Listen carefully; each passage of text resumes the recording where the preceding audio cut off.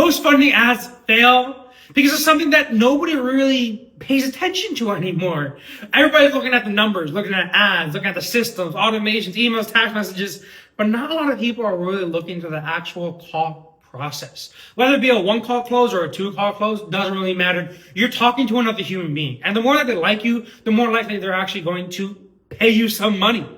With that being said, we need to make sure that we're constantly refining this sales process, this calling process, whether it be with yourself, a singlepreneur, or with your massive closing team. Doesn't matter. It needs to be ironed out. You're going to lose out on so much money, and you can absolutely kill all of your good traffic with just a call process. You need to have things like, obviously, a sales script. You need to have things like an objection handling guide, common questions or objections people have, and that you're labeling, and how to overcome those. You need to make sure that you have a pain point checklist, strategic questions that you ask the lead, the client, to be able to tell them or be able to bring up emotions so that they ask you for the next steps or whatever the price is.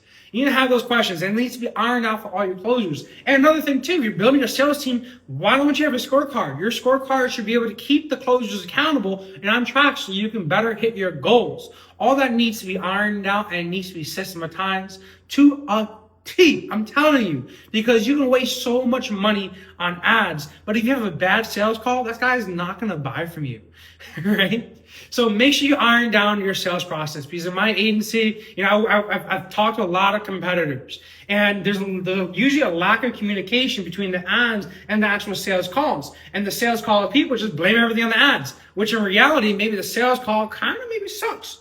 A good closer should be able to close bad quality leads and good quality leads. That sales script, that pain point checklist, objection handling guide, and scorecard will turn that closer to an exceptional closer so that he can then close bad or good leads, regardless if they're bad or good. That's how a closer should be. It should not be worried about what day of the week it is, what quality it is. They should be closing like it's nobody's business.